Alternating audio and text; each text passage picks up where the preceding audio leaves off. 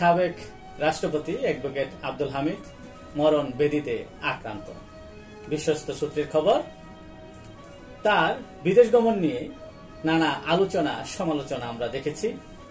তাকে কেন যেতে দেওয়া হলো, সরকারের তরফ থেকে কেন ব্যবস্থা নেওয়া হলো না, সরকারের কারা কারা তাকে পালাতে সাহায্য করেছে, তার বিরুদ্ধে হত্যার চেষ্টা মামলা আছে, ইমিগ্রেশনে তাকে চেনার পরও কেন আটকানো হলো না, তিনি মাস্ক লুঙ্গি পরে ভিআইপি লাউঞ্জ দিয়ে বিমানবন্দরে প্রবেশ করেন, তিনি কিভাবে ভিআইপি লাউঞ্জ ব্যবহার করেন, ইত্যাদি ইত্যাদি নানা ধরনের প্রশ্ন এবং আলোচনা এবং সমালোচনার জন্ম দেয় তাকে বিদেশ গমন উপলক্ষে।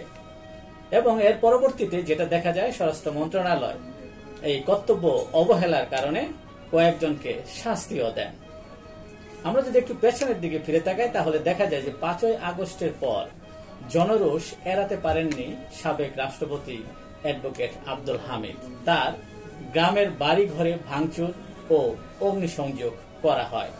তবে পারিবারিক সূত্র থেকে সবসময় বলা হচ্ছিল যে তিনি চিকিৎসার জন্য ব্যাংকক যাচ্ছেন এবং চিকিৎসা শেষে দেশে ফিরে আসবেন। এ কথা নানা আলোচনা সমালোচনার মধ্যে ধুপে টেকেনি। বলা হচ্ছিল যে তিনি দেশ থেকে পালিয়ে গেছেন তার ছেলে এবং শ্যালককে সাথে নিয়ে। প্রকৃতপক্ষে তিনি ফুসফুসের ক্যান্সারে আক্রান্ত। জীবন মৃত্যুর সন্ধিক্ষণে দাঁড়িয়ে সাবেক রাষ্ট্রপতি অ্যাডভোকেট আব্দুল হামিদ। আজকের মতো এখানেই, আবারও দেখা হবে অন্য কোনো গুরুত্বপূর্ণ বিষয় নিয়ে।